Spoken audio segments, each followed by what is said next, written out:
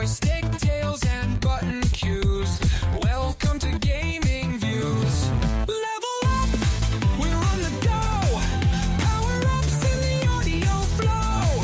From the retro to the new reviews. It's a life of games with Gaming Views. Welcome to episode 2 of Gaming Views. And I'm laughing because as and when we do release video, Dan, we've still got to do that dancing we were doing to that intro. I genuinely love that theme tune so much every time. It was funny because when we recorded the pilot, I just stuck in my Casting Views intro, didn't I? And then I messaged you, I think it may have even been that same night. I said, Dan, I've got us an intro. It was, yeah. And how much better of that. People talk about the demons of AI, but Dan, there are good things for it, I tell you. Number one, it'll be number one in the chart soon. How are you doing? I'm good. I'm very good, thankfully. Yeah, I've had a break from work, so which has been very nice, and spent an inordinate amount of that, even though I was away, still gaming. Thanks to those lovely inventions of the little handheld pads, the little backbone. So that helped me massively. So yeah, but I've been really good, and now, you know, eager to get cracking on episode 2. You know, that difficult second album, and see how we go. Nice. Yeah, it's been a while since we recorded. But I think partly because I've been on holiday, you've been on holiday, and partly I've had it. Well, I'm not going to call it the flu. It's not been the flu, but I've just been Is it man really flu, Dan? grotty. Yeah, I've been so grotty this last week, but I want to record. And as you said, episode 2, the difficult return. We've had a lot of conversations though since the last episode, how we want to take it. So we're going to settle into kind of like a groove of, I think we're going to talk about what we've been playing since the previous one, then a talking point, and what we're looking forward to. Oh, yes. So, what have you been playing since, or what sort of gaming stuff have you been up to since the last ep? What haven't I been playing is probably... I think the last time we talked, we were on the cusp of the Switch 2 pre-orders, which I managed to bag. So I'm very thankful that I managed to bag one weirdly through Argos with Mario Kart. So saved a bit of cash as well. So very much looking forward to June for that. And then, I seem to have been ripping through quite a lot of the recent Game Pass releases. Got my mind completely blown by the puzzle of Blueprints, which I know I talked to you about, but the depth that thing goes is insane. I mean, it's almost like you complete the main objective, which is essentially a room building game. The play on words, Blueprints. And you build rooms, and it's a roguelite, so you kind of go through each day and the rooms reset. But the idea is to find the elusive missing room 46. But once you've done that, it's almost like you've done about 25% of the game. The depth of the puzzles in the thing is just insane, and you only have to take a look at Reddit to see, you know, the amount of conspiracies and theories and, you know, solutions and all sorts of these things. So it's not normally my normal type of game, but I've seen such good things about it. I thought, you know, I'm going to give it a blast. So that was one thing. Then on your recommendation, I picked up South of Midnight and tore through that, completed that, loved it. Not even on story mode, which is unusual for me. I kind of went, no, do you know what? I'm going to have a go at it. And, you know, it's not a taxing game, but absolutely beautiful, you know, stunning. The music in it is incredible. You know it's good when your wife sits down and goes, it's really weird, but it looks great. I was like, yeah. So, and then obviously just the last week, Oblivion Remastered. I mean, it's just hit the nostalgia spot, you know, the nostalgia sweet spot. And you know, I'm only level 7 or 8 or something at the moment, but it's, you know, it's taken me back 15 odd years going, this is what RPGs were like when in their heyday. So yeah. And then, you know, gearing up for a bit of Doom later next month, and just generally absorbing what's out there. Nice. How about you? It's been a couple of games since we've last recorded. So, and you know what? And you saying what you're saying about Blueprints and South of Midnight, which I'll come on to as well, leads in, I think, perfectly, accidentally, to our main talking point as well, doesn't it? Yeah, it does. Which we'll come on to. But for me, there was 2 games. It was Life is Strange Double Exposure. I do like that. You're a big fan of those, aren't you? Yeah. Those Life is Strange pieces. Yeah, I couldn't get into them, but I know you really enjoyed them. I think the first one still stands out for me, head and shoulders above them all. This one, I had fun with it. It's not as good, but personally, but I still enjoy that type of game. And it hints. I haven't seen anything about it, but it hints at something camera related with the whole double exposure. It feels like there's an element with a. Is there a. It's actually I think the first game had more of a camera element. This one is Okay. It's very clever. It's got two timelines, so Right. well, it's not a spoiler because it's part of the game. So there's a character dies, and your character can be in the timeline where she's died and the timeline where she's still alive. And I think that's what the double exposure is. Gotcha. Makes sense. And I think the reason why I like those games is they've got like a heart to it. The characters are quite. There's a bit of emotion behind the characters. Got you.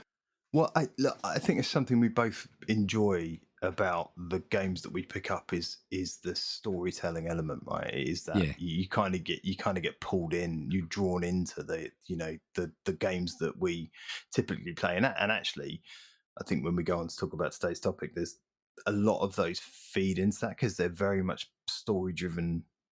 Certainly, the ones that I reminisce about are very much story driven elements to them that pull you in. Yeah, I've really found myself over the last probably 10 years is the game's got to have that story for me. It doesn't have to be like mega cutscenes or anything. It could be told through, like, I've only had brief exposure to blueprints, but it could be through notes or something, Yeah. and that could sometimes Which be is more almost effective. that game in its entirety. So yeah, I played that and completed it. The other game was South of Midnight, which I know I was talking to you about, and I love this game. So if you're listening and you're on Xbox, it's on Game Pass. For me, yeah, if you've got Game Pass, it's just play it. You know, you've got nothing to lose. For me, it's we at some point we might talk about it. We've discussed there are it's not. Is it perfect game? No, but it looks great. The soundtrack for me is just astonishing. It's phenomenal. I actually want to so buy good. the soundtrack, and I think I found it on Spotify because Okay. it's just so good. And again, it's a game that's got that heart and emotional core to it, hasn't it? It has, yeah, 100%. It's a wonderful story. Didn't quite go the places I was expecting it to. Mm. And I think the only thing that for me was the tiniest of letdowns was the end was just very abrupt. But like you, I think it is the epitome of that double A statement of a game, which is like, come and play me. I'm not going to take up inordinate amounts of your time or maybe even brain power, but I am going to draw you in with something quite special. Yeah, yeah. I was like, I started playing it and I thought, oh, it's just like an action adventure game. Mm. But when you do the first sort of quotes boss, yeah, it spun on its head for me then. Yeah, and I just thought, wow, this is a game. So yeah, I completed that last week. So the frustrating thing was I think it's got 14 chapters. Is it 14? 12? Yeah, 14 sounds about right. 14, 15, something like that. Well, I got up to the penultimate chapter before I went on holiday. Then I left it for a week, and I was just thinking, what's that last chapter going to be like? Oh man, I can't wait! And then you get to it, and you're like, oh, yeah, okay. And I think just to echo you, I couldn't believe it. I was so excited when I saw Oblivion Remastered drop. So I think that came the day I got back, and I'm someone who I completed it originally sort of 3 or 4 times. I think Oblivion. Yep. Weirdly, I was having a look on the Xbox because the achievements bit shows you the dates you unlocked it. I've obviously completed it in between, but my first achievement was in 2009. The final achievement, which 100% is it, was 2017. So I've been playing it. I was playing it sort of like on and off for 8 years. It's almost like a new game, isn't it? It is. It was one of those games that took over my life at the time. I played it and it was all encapsulated. It was the only thing I played, and I laughed off the whole horse armor, saga, and I think it was those interconnected systems that you just kind of go, this is nuts. Like, being able, for anyone who hasn't done it, try it. But when you get hold of a poison apple, being able to pickpocket and put that in someone's pocket.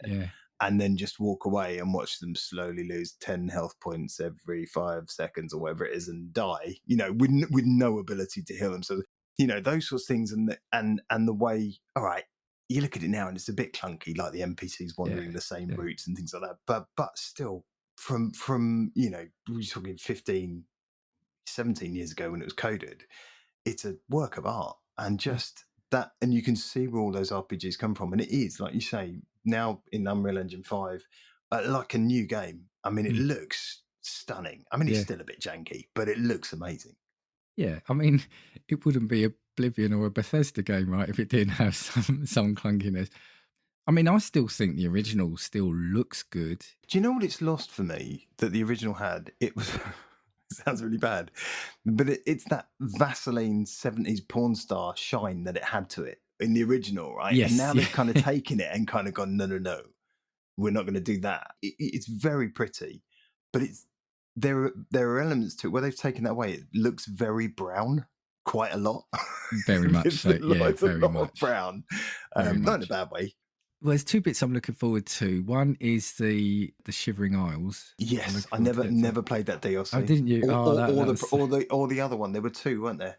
And I didn't play either of them, so I'm really looking forward to getting Endgame and playing those. That's good. And the other one was, there's a mission I remember where you go into like a painting or a painted world or something like that. That rings a bell.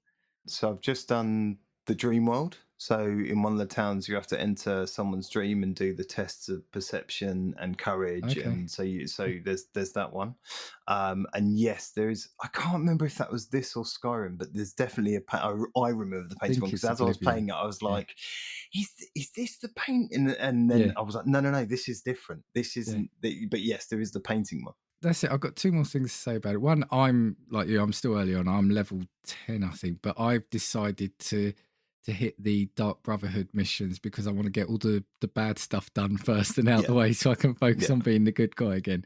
Oblivion for me was one of the first games when I first played it, and I think I might have done it on the PC. Either way, where I realised, because I was new to the game, that I completed the main quest in like, I don't know, 6-7 hours, but there was like 80 hours of game outside of the main quest, and that's what, my mind was blown at that hold on, the main quest is like the smallest part of this game. Yeah, I was reading just today, actually. I was just, an article popped up on probably IGN or somewhere, and basically said, how long is it? And I think it was like between 20 and 25 hours for the main campaign if you take it at a steady pace. And then the additional content could take it anywhere up to about 120 hours, and then Shivering Isles and the other DLC were about 40 hours each, and I was like, wow, I'm not doing anything till 2027 then, am I? I mean, that's me sorted. So, but yeah, just you think what went into making, and there aren't that many of your bog standard, fetch quests and things like that. They're all quite nicely tailored and written and, unique, which again is what makes it kind of special, right? But it's the ones that you stumble across. So it's definitely a game. I mean, it does force you not to for a lot of it, but it's definitely a game that rewards not fast traveling. Yeah. You have. I think you have to in this. I'm nodding in agreement, even though I've been fast traveling quite a lot. No, I think there is some. Like for me, when I'm doing like the Dark Brotherhood, you'll fulfill a contract, and then I'll fast travel back to where I need to go for that, because I know there's going to be missions then when I can explore. But yeah, it's if you're listening, explore. That's all I say. So okay, I think we've caught up with what we've done since we last released. So let's hear a trailer from some friends of ours. It's going to be the Game Club Pod. Now, I love these guys. The thing is, they do about 5 or 6 different, ultimately, sort of sub-series which come out various days and every other week. So yeah, let's hear from them now, but make sure you go check them out.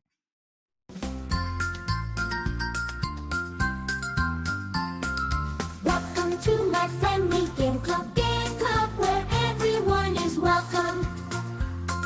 The podcast where we share, we play, we run and sing. No, we don't run, but we do sing. Hey kids, are you looking for a new favourite fortnightly video game review podcast? Then boy howdy have we got the show for you. We take a different game every 2 weeks and we review them just like a book club. You can find us on all good podcasting platforms. And some of the sketchy ones too. Simply search for the Game Club Podcast and join the club today.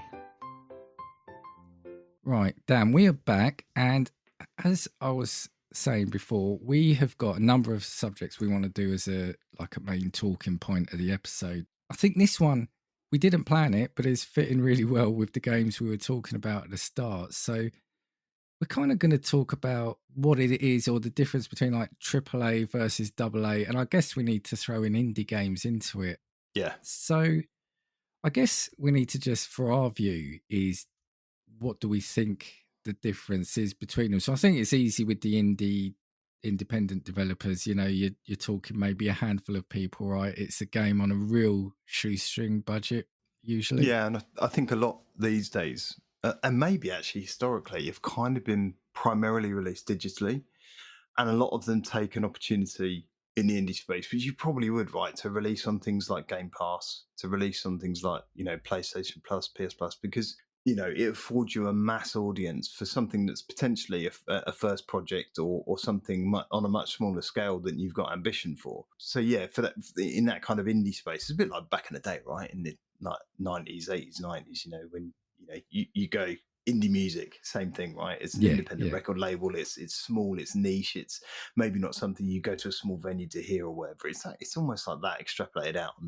onto the digital gaming scale, and then you kind of go up a tier. And I think, you know, I had when we started discussing this, I was kind of like, oh, just do a little bit of research, just my own sanity. And whilst, you know, there is a rating, I think you almost kind of go, well, indie's probably around that similar sort of space, because you then move up to kind of AA, which is actually more, you know, bigger budget, bigger development team, but not of a scale that's mass marketed, not of your, you know, your Assassin's Creeds and your GTAs and things like that. It's kind of a smaller. So I guess there's quite a broad swath of games that could potentially fall into this. And when I was reading some of this detail, interestingly, some names popped up that you kind of go, I didn't even think about that. And they said, were it not for things like the marketing around him, something like FIFA would be considered a AA, because actually it's a smaller scale development team. It doesn't take an awful lot of money pumped into it, but actually, you know, it's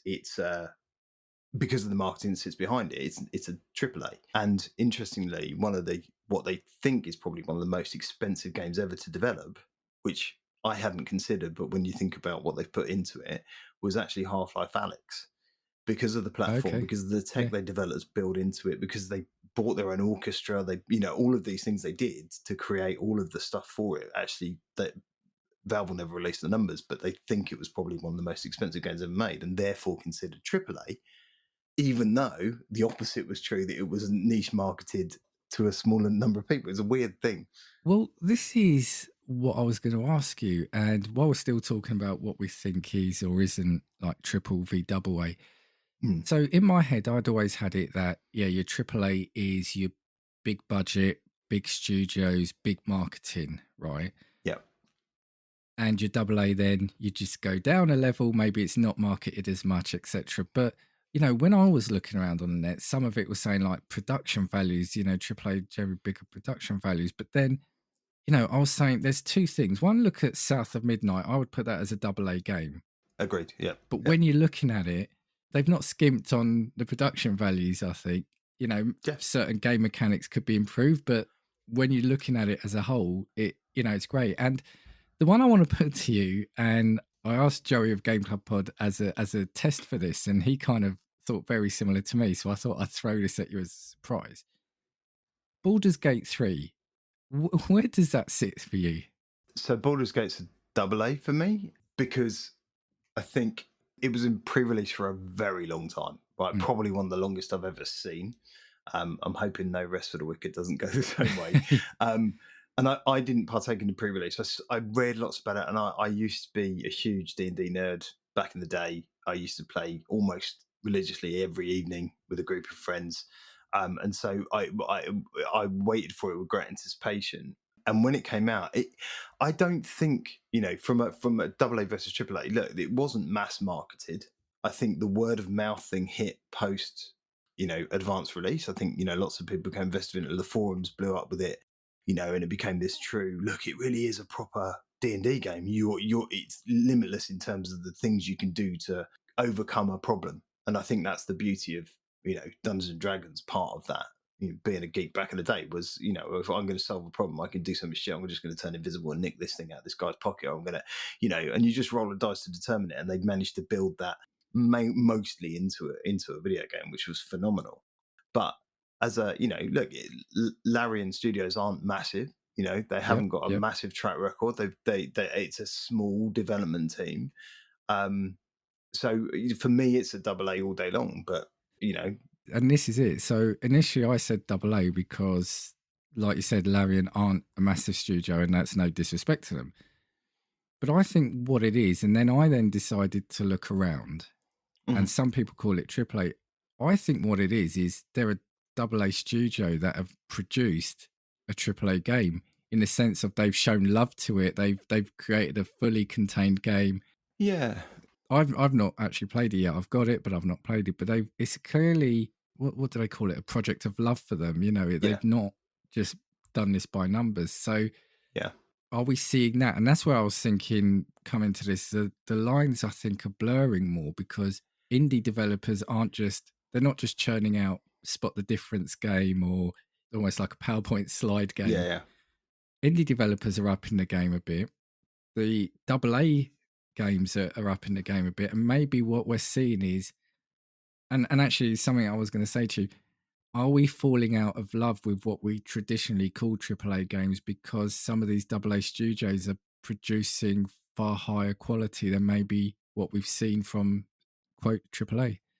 Yeah, I'm not sure it's if that wouldn't be the reason I was falling out of love with them, in all honesty. Okay. I think it's the repetitiveness and it's the cookie cutter attitude to what they're doing. But that's kind of what I mean. Sorry, there's no risks, there's no frills. You throw in another mechanic. You kind of go, it's essentially the same thing. It's on a snow planet, not a lava planet, but I've thrown in a grappling hook. It's fine. It's the same game with a different suit. And for me, that would be why I fall out of love with this franchise, and Far Cry is a great example of that, right? Yeah. Far Cry, not big AAA title, right? But it sits in the Ubisoft camp.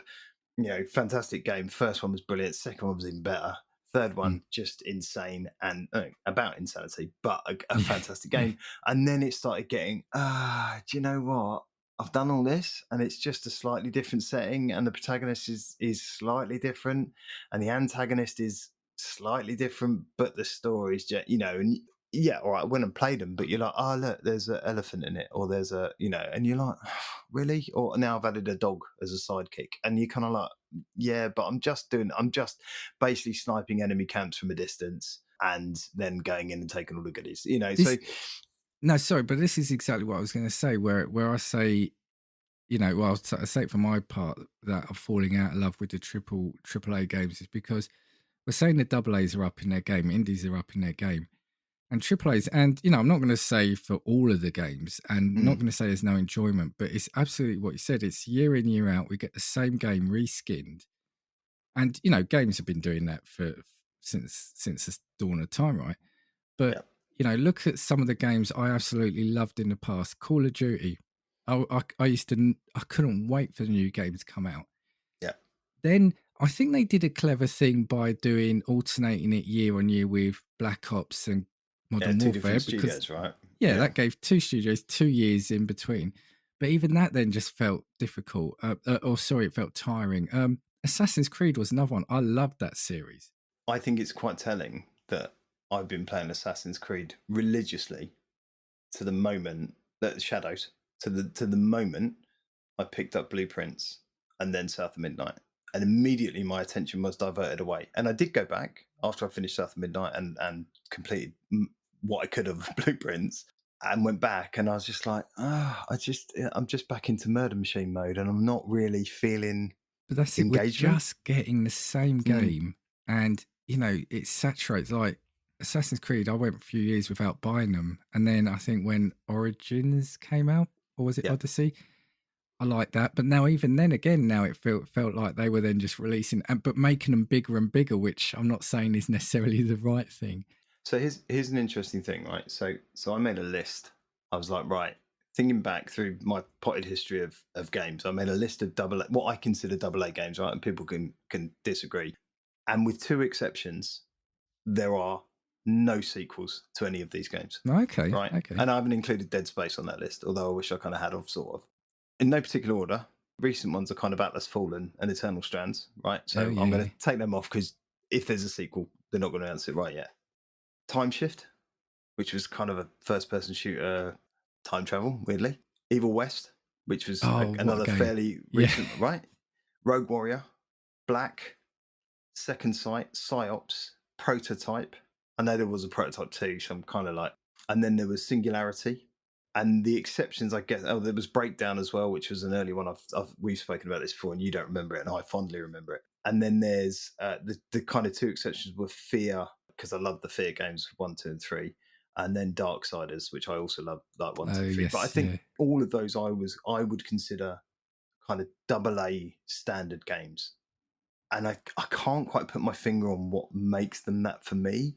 It's almost like they're really well put together without the level of polish, and there's a narrative to each of them that hooked me in without it being the same time and time again. You know, even with Darksiders, I think switching to a different character with a different perspective on the same storyline that was happening was kind of a really cool way of moving that narrative, all with different abilities and things like that.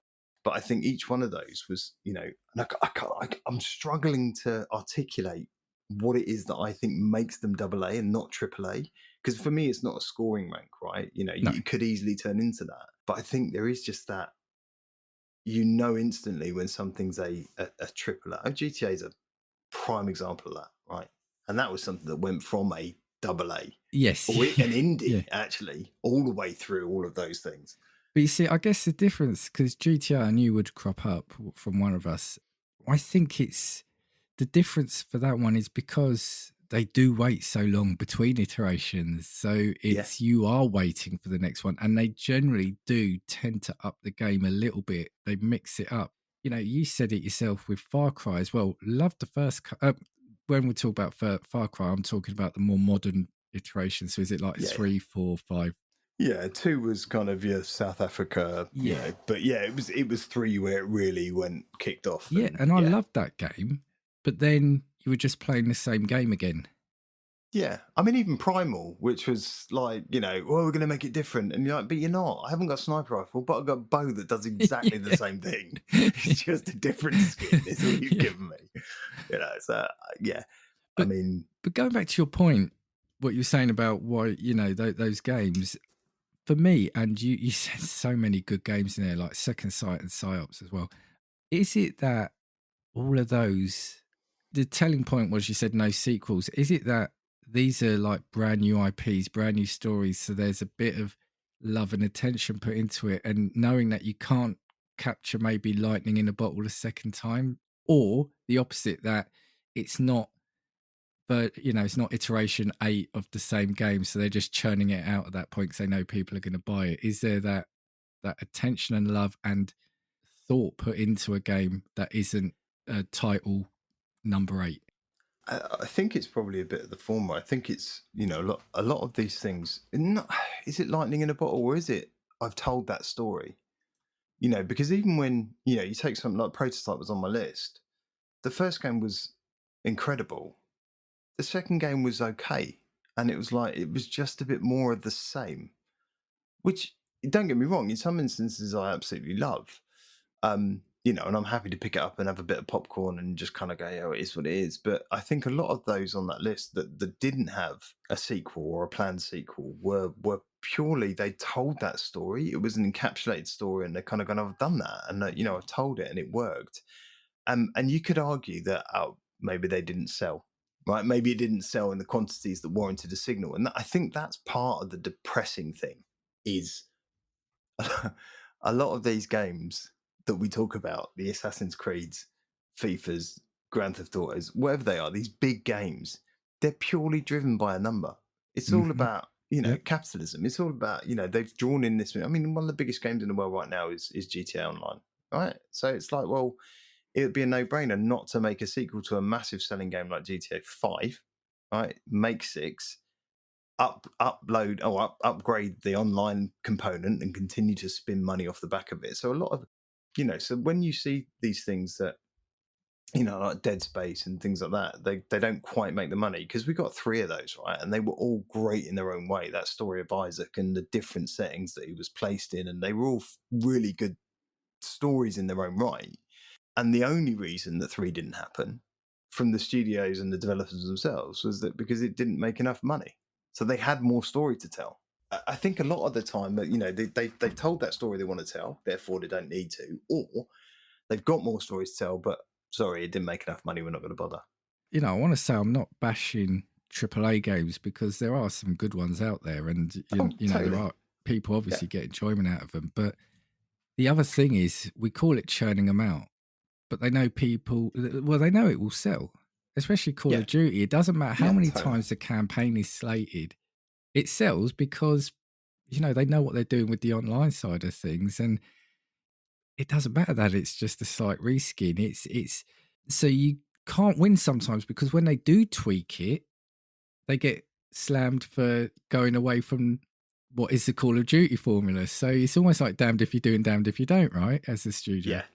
Yeah, absolutely. And I totally on board. Look, there are games that I'm still looking forward to that are considered AAA, and I love that. Studios like Bethesda and people like that. Like I spoke about Doom. I'd be a hypocrite if I didn't, say that. I'm not. Whilst I love AA games, and I'm probably where my heart is, I will happily go to a AAA game. Doom Medieval's out soon. I'm going to smash that, right? So that's going to be one. The next Bethesda RPG that comes out, I'm going to smash that, right? because I know it's going to be good. I know it's going to be. Well, I see. This is an interesting point, right? So I say that, and then you look at something like Starfield, right, which had all the rumors and all the speak about it. It was going to be this phenomenal, game-changing sci-fi Skyrim, whatever it was, right? It just wasn't. It was just a bit the same all over. And I know they've done work and I haven't picked it up since. I got bored after less than 20 hours. And I'm not suggesting every game should be, stupidly long, but there wasn't something. It felt soulless. And then you look at something like No Man's Sky, which I put, pure indie when it started out, and I pumped hours and hours and hours into without a curated story to stick to, or someone else to go and speak to. That came much, much later. So it's interesting, I think, for me, if something feels a little bit soulless and a little bit, I don't know, put together like Lego, you're kind of like, meh, is it? And maybe that's the difference between AAA and AA. It's the passion and the storytelling that's gone into it.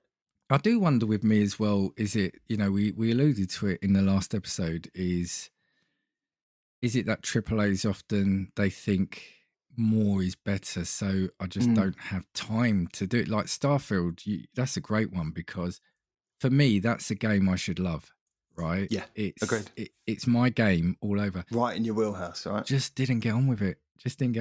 And it's because I just couldn't take the time. I didn't take the time to get to really get taken with it. But that's my decision. And maybe, and when I look at the games I've been playing more recently, like, South of Midnight, nice 12-hour campaign, it sounds longer than it is. It kind of whizzed by.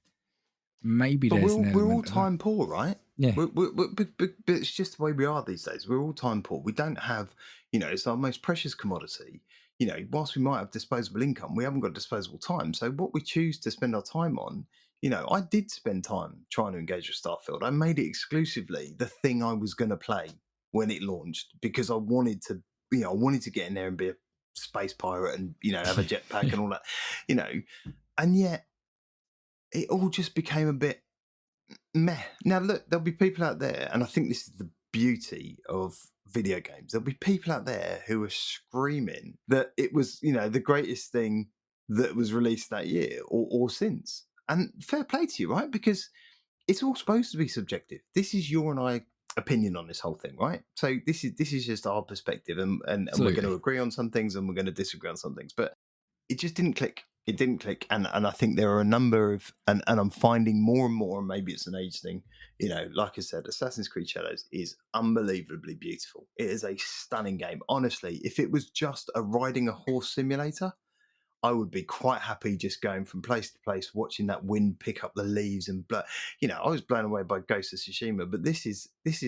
I didn't think anything could beat it in that same setting, and it's stunning. And now they've got Ghosts of Your Time, which just looks even better. I'm kind of, if I just did that, I'd be happy, right? But it's the mechanics that sit behind it have left it a bit soulless. And look, and maybe there's something to say that the two of us, we've got 40 plus years of gaming, right? So we've seen quite a bit.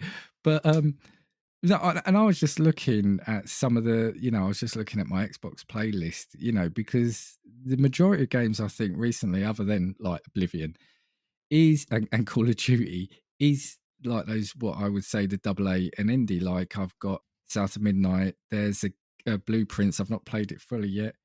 Now I've got a game, Blue Wednesday. I played that. That's, I think, is that line between AA and indie. I've got Eternal Strands, Cabernet, and I think what you were saying then is something you remind me of. Is that also, can you take more risks in a AA and indie? Because we've just said that when a AAA does take a risk, sometimes the fan base don't like it because it's not FIFA anymore. It doesn't feel like Far Cry anymore. I think you can. I think that's part of it, right? I think you can be more risky around what you put into it, what the story is. I mean, look at a studio like Double Fine. I mean, they've based their whole catalog basically, on risk. I mean, look, Tim Schafer started out at LucasArts, and all the great work he did on things like Full Throttle and things like that. But when he split and created Double Fine, a game like Psychonauts. I mean, come on. Can you imagine the board pitch for that? Well, actually, it's a group of secret agents that don't really exist in the real world, but jump inside people's heads to solve their problems and their and their mental health issues. And you're like, what? I'm sorry, you're doing what? Yeah. I think you're right. I think there is an element of risk that you can almost gamble.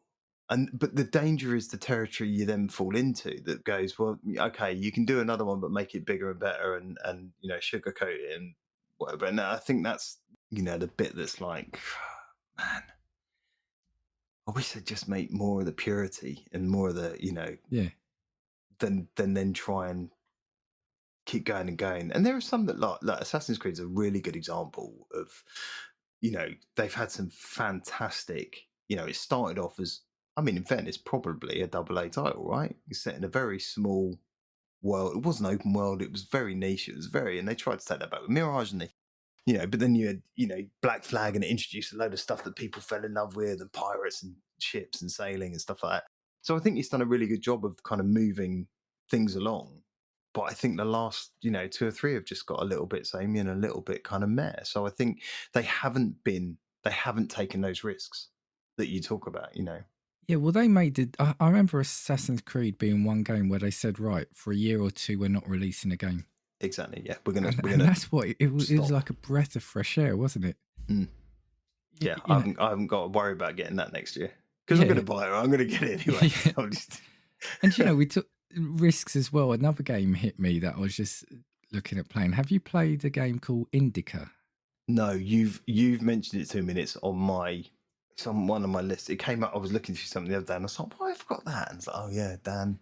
Now, the only reason I bring that is I was having a look. It's made by, developed by Oddmeter and published by 11-Bit Studios, who I think they have former CD Projekt. But the game is about a nun looking to adjust to a monastic life, and the twist comes that she has a connection with the devil. Now, what company is going to do that? We're fine putting out FIFA 25, 26, 27, 28. And, exactly. And you get these kind of quirky, interesting, and inventive games from the indie world. So maybe maybe it's it's a great biosystem where you can get your big shooter yearly update, but you're still being fed these quirky games, from elsewhere. I would much rather have the best of both worlds. All right, so like you said, this isn't about knocking anything that's that's out there from a AAA, large marketing, large budget.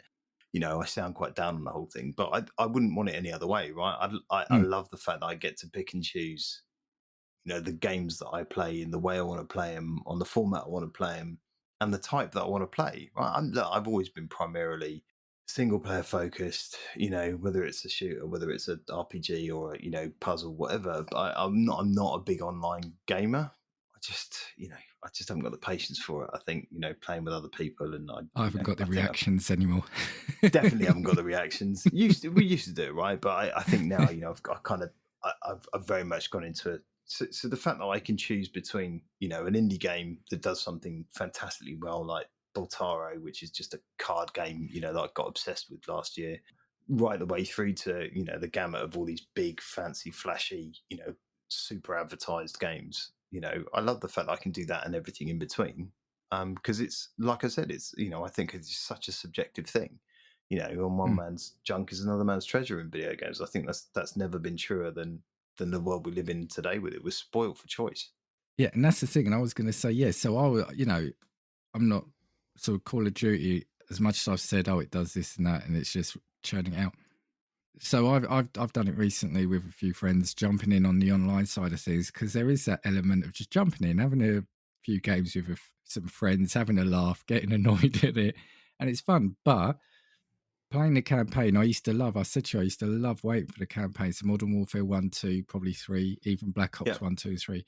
But the newer ones turned me off. However, again, go right back to what you mentioned, Evil West, where I picked up. It was on Game Pass. Again, not the perfect game, but my God, did I have fun with that. Such fun. I mean, it is. I mean, if you haven't played it, go and pick it up, because it's just silly.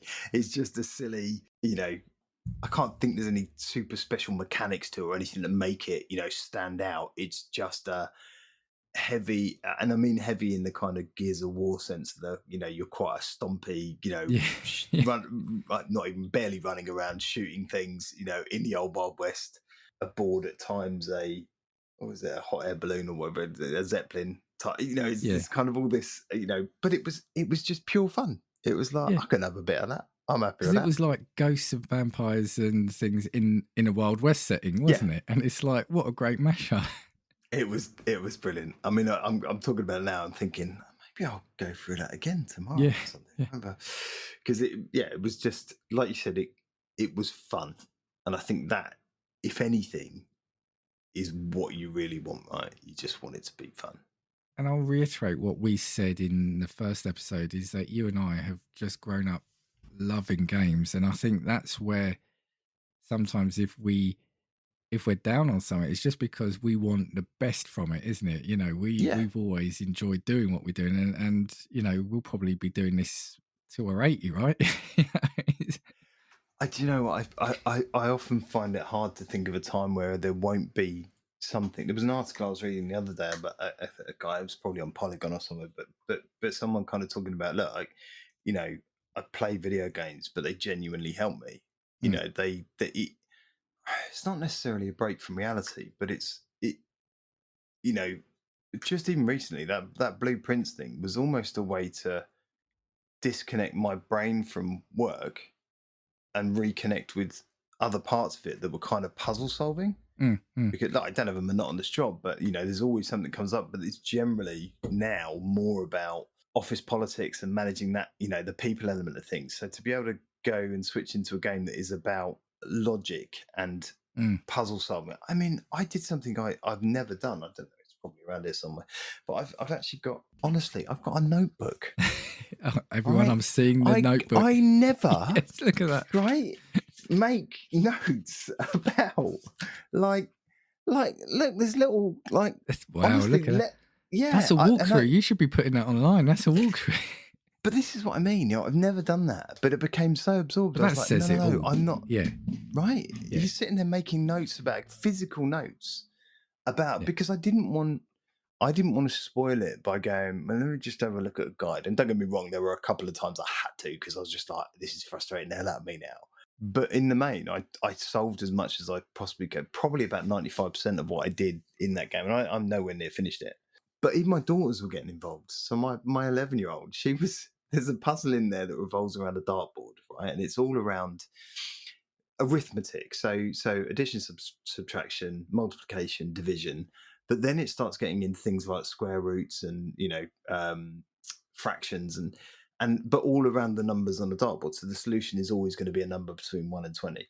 And honestly, there were times she was getting to a solution quicker than me. And I was like, this is brilliant. She's learning math that's probably about the right sort of for her age. So I'd be calling her over and going, Matilda, you see that? And she could work out the puzzle because it's all colour based. And she'd be like, oh, yeah, it's 5. And he'd be like, no, it's 5. Oh, it is 5. Oh my God. So, it was engaging she'd just come and sit with me. As soon as it went on, she'd be like, can we do the billiard room puzzle? Because I love that one. Yeah. And then she'd be like, oh, have you tried digging over there for that thing? Have you tried that key in there? So she started getting really engrossed in it as well. And they started making their own notes.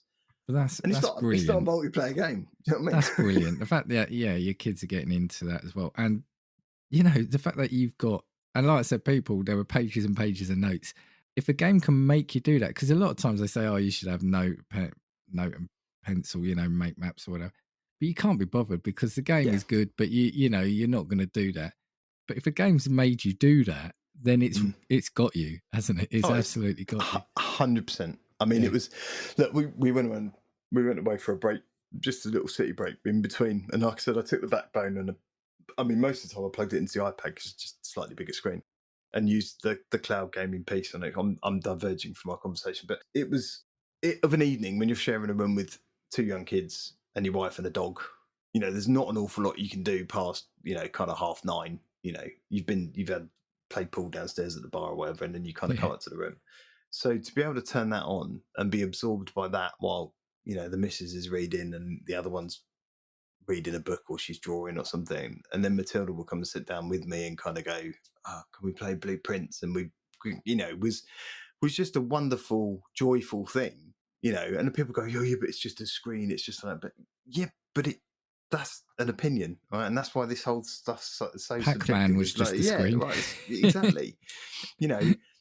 Sitting and making your way through Netflix is just a screen, or reading on a Kindle is just a screen. Yes, it is, but there's a level of engagement, and it excited my daughter, and it it made me happy, and it made me happy. It was something we could do together. She started making her own little notes around it and stuff. So yeah, it was wonderful. And then one night at the end of the holiday, they were all dozing or whatever, and I was just finishing off my run of a day, and I managed to open and find room 46. Oh, you done I managed it? to find room 46. Okay. But it works on, you have a number of steps per day. And I got to the outer room before unlocking room 46 and ran out of steps. Oh. And it reset the entire mansion for the entire following day. Oh, and I was just like... And then the worst thing happened, and I realised there was something I could have done to extend my steps and allow me to get there, and I didn't do it. And I was just like, think about it. But now, the fact that it's got you thinking like that, and that's the thing.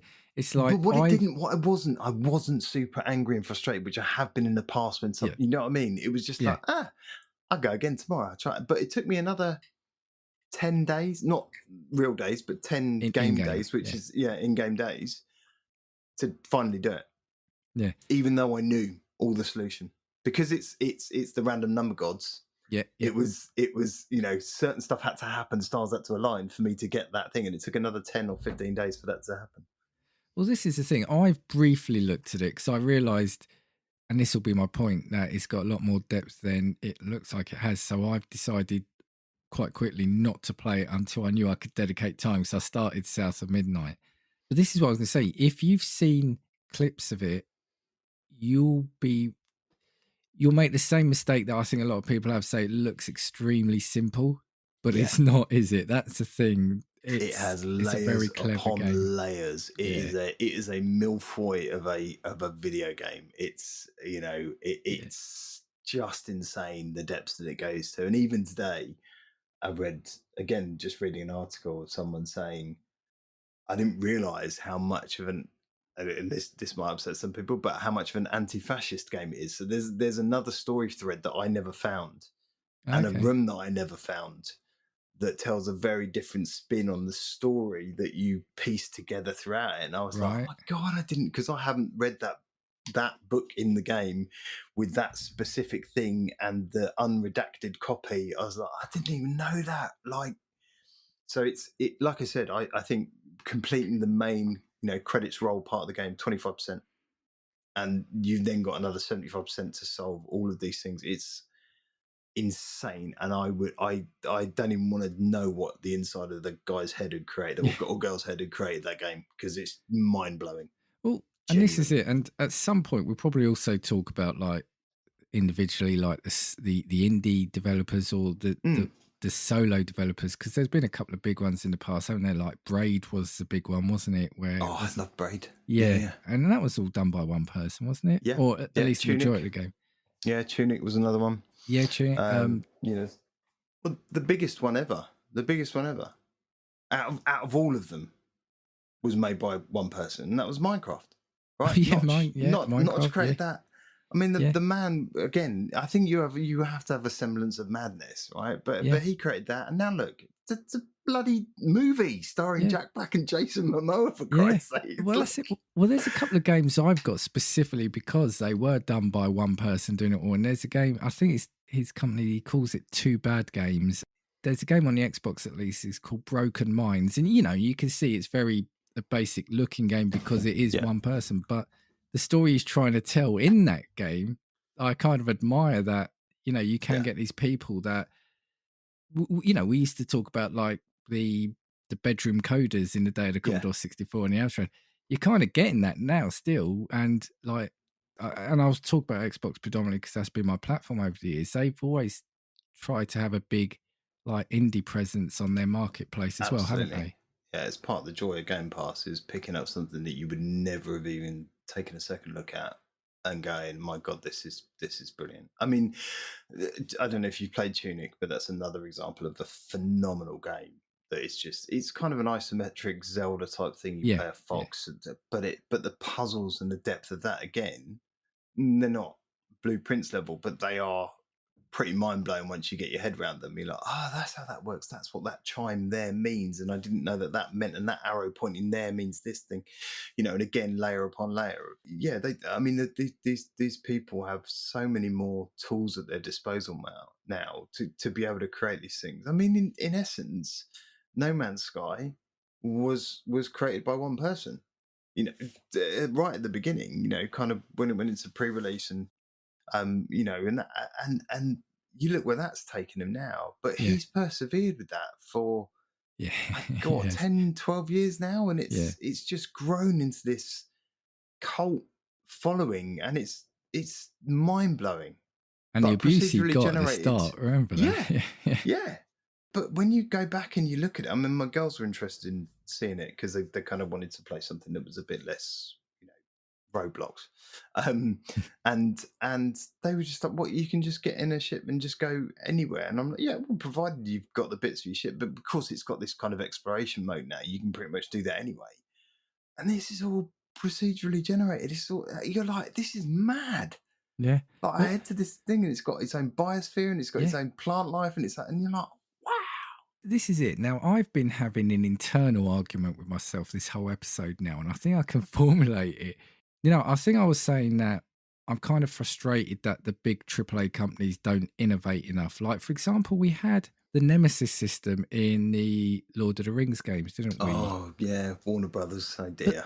What did they do? Kind of amounted to nothing after it. They used it in a couple of games, and I loved the idea of that, but then it's just fizzled out. And I'm thinking, why aren't the bigger companies innovating like that? But maybe we don't need them to. Maybe, as we said, we just need them to put out the big popcorn, blockbusters each year. Yeah. And these indie and AA developers are the ones who are giving us our intrigue.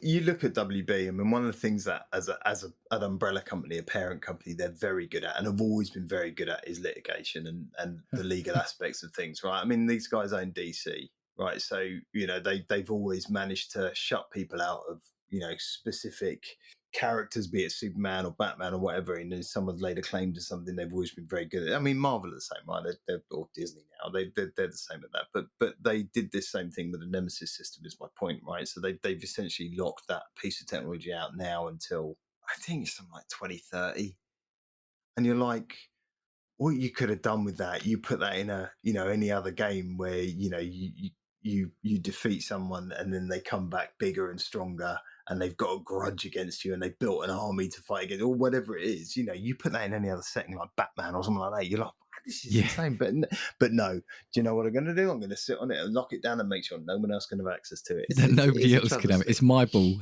Yeah, and it is a bit that. It is a bit, you know, well, it's mine. But what are you going to do with it? Nothing.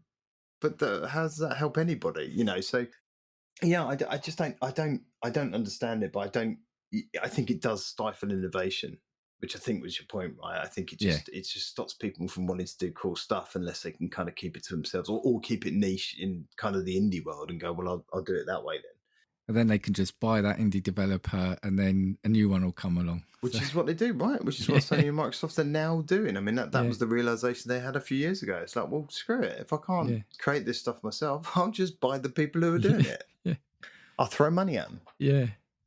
Right. Was there anything else around the AAA, AA indie brackets? No, I think we've talked a lot about a lot of different aspects and our personal opinions on them. But the thing I would say is, look, there's so much out there that everyone is so spoiled for choice. Just enjoy what you love, man. Exactly. Like it doesn't matter what platform, what game, what genre. It doesn't. Who cares, right? It's your thing. Play it your way, right? So do what you want. And I'm just lucky and privileged that I get to live in a time where I can do this, right? And in whichever way I choose to, and a great friend to talk to it about as well. Oh, well, thank you very much. But echo exactly what you say. Yeah, there are courses for everyone. You might not like that course, move on to the next. That's exactly it. But let's enjoy it. And we're going to have a lot more of these conversations. Indeed. So before we close out, what are you looking forward to? So I probably spoiled it already, but I'm very much looking forward to Doom Medieval. See, I'm not afraid of AAA games. Doom the Dark Ages, isn't it? Yeah. Doom Dark Ages, sorry. Yeah, Doom Dark Ages. Yeah, so I'm that looking forward to it. I can't even name it correctly. So I'm looking forward to Doom Dark Ages. And then I think I'm just getting my Oblivion on at the moment. I in terms of there's not. Look, I'll be lying if I wasn't super excited about Ghosts of Yotei, because I loved Ghost of Tsushima, and one of the joys of being able to play multi-platform is that I've got a selection I can go to. Mario Kart World is I'm obviously going to be smashing that with the kids come June the 5th. But imminently, one of the things I have done, which it was this is a bit of a test bed for me because I know you're a massive fan. I've never been able to gel with the genre, but I have downloaded Clara Obscura. That's mine. I was going to say that. Yeah. So I because I've seen such good things about it, and I want to try. All right, I genuinely I mean this without bullshit. I genuinely want to try and enjoy a turn-based combat, because I think the last time I enjoyed one of those. No, I can't think of a time. I've never enjoyed it. So I really do want to give it a go and put everything into it. So it's going to be, I'm going to have kind of a side by side. I'm going to be playing Oblivion for a bit of the longevity piece, and then I'm going to dip into Clara Obscura and see how I get on. Both good choices. That's what I was going to say pretty much. Yeah, for me, between now and in our next episode, it'll absolutely be like Oblivion. Keep going at that. Hopefully I've done all the other factions by then. But yeah, the one game I'm really looking forward to is Expedition 33. It came up on my radar quite late. You then mentioned it to me. I think you said you thought I'd be playing it. And if I hadn't have started, or if Oblivion hadn't have released, I absolutely would have done. But like you said, I love those turn-based combat games, like the old RPGs. But also, I've tried to stay away from it, but I've seen a few videos online. It just looks crazy and incredible at the same time. So yeah, I think it's got the reason I kind of went like, I'm going to give it a go is because every single thing I'd seen about it, be it a review or a kind of just a passing comment, was it had a beautiful depth of story.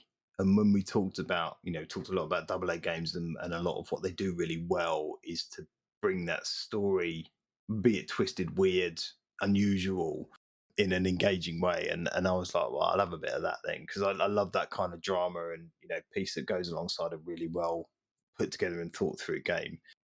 But I also just remember what's coming up is Revenge of the Savage Planet as well, which was Savage Planet was a cracking game. I don't know if you played it. It was like FPS, yeah. But Revenge is they put it into third person, so that's coming out. I think it's next month. Might be in May, towards the end of May or early June. So that as well is another one for me. But yeah, because I didn't want to have the same two as you. That was all, mate. Otherwise, the next cast could be a very boring cast. Did you enjoy it? Yeah, it was great. Tell me about this bit. The beauty about you, though, is you've got all the platforms pretty much. So at some point, you'll be talking about games that I don't have. So this is true. I will make an effort to play a bit more on the PS5. I have intentionally downloaded Robocop Rogue City. So I will be having a go at that, just because we can't go a podcast without mentioning Robocop in one shape or form. I've played that very good game, but yeah. And the other thing I'm going to look forward to, Dan, is recording episode 3 with you. So yeah. I mean, now past the difficult first album, the second album. Sorry, we can go for number 3. Yeah, right. Anything you want to say, Dan, other than everything you have just done? No, it's just I think I've talked far too much, which I think I said at the end of the last podcast as well. But yeah, look, just hopefully we've helped add some context to some of the things we've talked about, particularly around kind of double versus triple versus indie. And it's not a versus, let's be honest. It's just enjoy it, right? Hey. So, exactly. So, but yeah, and I think we're going to be doing a bit of a, what topic would you like to hear about, and putting out a bit of a vote, right? This is what I was going to say. So, firstly, thanks for listening. If you've got any comments, you want to weigh in on the debate about AA v AAA v indie, if you've got anything you want to say on that, anything we haven't said, anything you want to talk about the games we played or are looking forward to, drop us a note at Casting Views for now. And I'm saying for now because Dan and I have got plans. So this pod will evolve over time. Just give us a chance. But yeah, so for now. And yeah, I think what we want to do is we've already got a long list of talking points that you and I want to talk about, don't we? So we will probably start putting them out as polls to see, basically to see what people want to hear first. So yeah, keep an eye out for those. So Dan, pleasure as always. And you, mate. Yeah, thanks for listening, everybody. And keep an eye out for the next episode of Gaming Views.